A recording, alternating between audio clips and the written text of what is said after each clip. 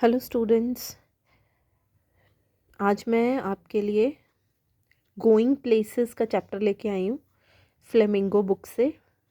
Twelfth की जो English की फ्लेमिंगो बुक है।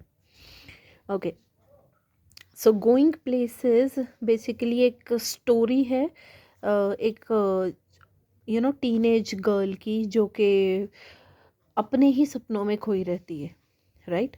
सो इसके कुछ बहुत ज़्यादा डिफ़िकल्ट या आप लगा लो जो कॉम्प्लिकेटेड वर्ड्स हैं, पहले हम उनका मीनिंग देख लेते हैं। Melancholy, sad, sophisticated, worldly, incongruity, inappropriate, disdain, disrespect, ecstatic is joyful excitement, arcade is gallery, porridge is a young person with unexceptional qualities, जिसकी क्वालिटीज़ जो हैं वो बहुत ज़्यादा अलग हों पर अच्छी वाली। बुटीक एक ऐसी शॉप जहाँ पे कपड़े बेच सकते हैं। Decent is adequate, earmarked, set aside, scooping, यहाँ पे स्कूपिंग का मतलब इज़ ईटिंग, खाना। क्रूक्ड इज़ बेंट, मोड़ देना। Cluttered is untidy. Gawky is graceless, जिसमें बिल्कुल भी ग्रेस ना हो। Stuffed is cheerful. So let's start with the chapter now. Okay, ये स्टोरी स्टार्ट होती है गोइंग प्लेसेस। स्टोरी स्टार्ट होती है दो फ्रेंड्स से, सोफ़ी एंड जेनेसी।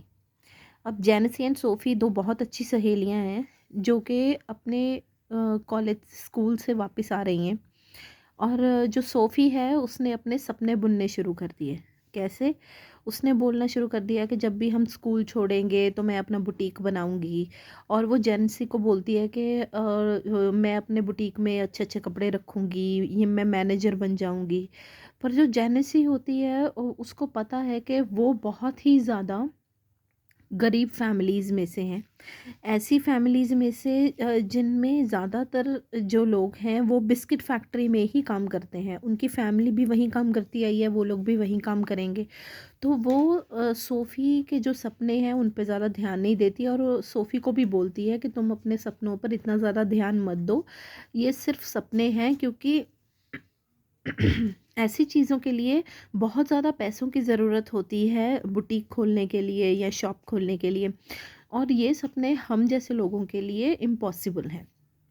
पर वो फिर भी अपने सपनों को बुनती रहती है। फिर वो एक नए सपने पे आ जाती है कि मैं एक एक्ट्रेस बनूंगी। तो एक्ट्रेस बनने के लिए भी उसको समझाती है जेनी कि उसके लिए भी बहुत पैसों की ज़रूरत होती है जो कि हमारी जैसी फैमिलीज़ के लिए पॉसिबल नहीं है।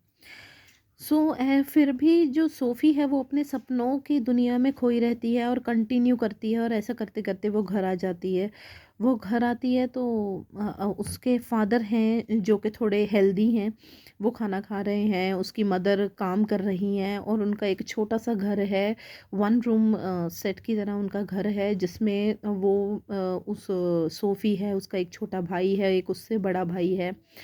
एंड देन ऑल्सो उनमें मदर एंड फादर, इतने लोग वन वन रूम सेट में रह रहे हैं और वो भी बहुत गरीबी से। उसका जो भाई है वो एक रिपेयर शॉप पे मैकेनिक का काम करता है, गैराज पे। और वो अपनी बाइक, मोटर बाइक ठीक कर रहा है और सोफ़ी अचानक से अपने एक नए सपनों की दुनिया ले आती है जिसमें उसने किसको जगह दी है? एक प्लेयर को। प्लेयर है जिसका नाम है डैनी कैसी।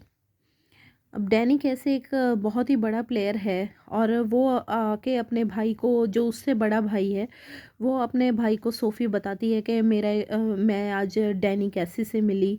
उसका भाई बोलता है कि ये पॉसिबल नहीं है, तुम्हें कैसे पता कि तुम उससे मिली हो, बताओ मुझे वो कैसा दिखता है। तो वो धीरे धीरे उसके बारे में बताना शुरू करती है कि उसकी ग्रीन कलर की आईज़ हैं, वो ना ज़्यादा छोटा है ना ज़्यादा लॉन्ग है, टॉल है। और वो अच्छा दिखता है। और ऐसा करते करते वो अपने सपनों में खो जाती है। तो धीरे धीरे जो उसका भाई होता है वो जाके ये सारी बातें जो होती हैं वो अपने फादर को बता देता है। फादर को बताता है तो फादर इज़ ऑलरेडी नोइंग, उनको पता है कि जो सोफ़ी है वो सपनों की दुनिया में हमेशा खोई रहती है।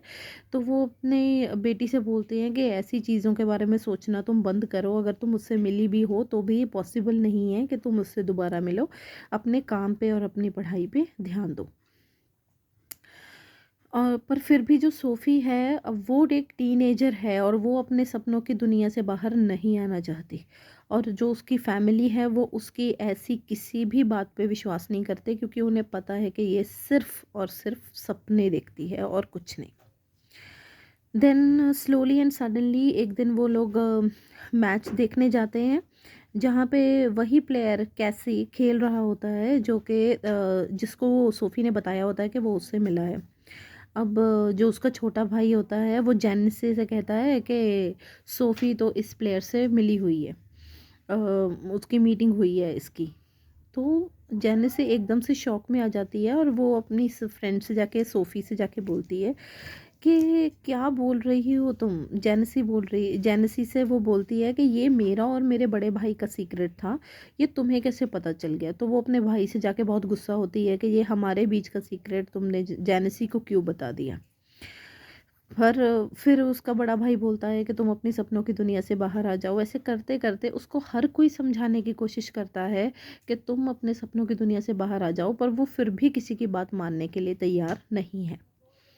देन सडनली क्या होता है, एक दिन वो रात को जाती है सबसे ये कह के कि मैं कैसी से मिलने जा रही हूँ, और वो कैसी से मिलने के ड्रीम को लेकर, जहाँ वो खेलते हैं जगह पे, उस जगह का नाम है,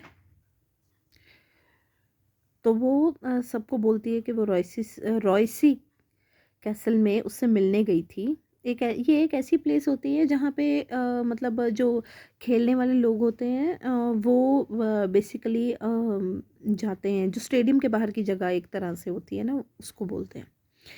so what happens next is, वो सार सबको ये बोल के चली जाती है कि मैं अब मैं अब कैसी से मिलने जा रही हूँ, डैनी कैसी से मिलने जा रही हूँ। तो वो अपने आप से बातें करती हुई उसकी इमेजिनेशन में ये होता है कि वो डैनी कैसी सच में उससे मिलने आ गया है।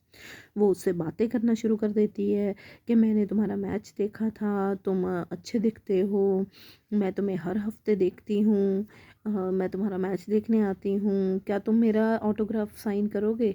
तो वो जैसे ही उससे ऑटोग्राफ साइन करने के लिए बोलती है, ऑब्वियसली वो रियलिटी तो में तो वहाँ है ही नहीं है, बट वही उसकी सब इमेजिनेशन में थिंग आती है कि मेरे पास पेन नहीं है ऑटोग्राफ साइन करने के लिए। डैनी कैसी उसकी इमेजिनेशन में ये बात बोलता है, उसकी सोच में ये बात बोलता है। तो वो कहती है कि ओहो, अगर पेन नहीं है तो ऑटोग्राफ कैसे साइन होगा?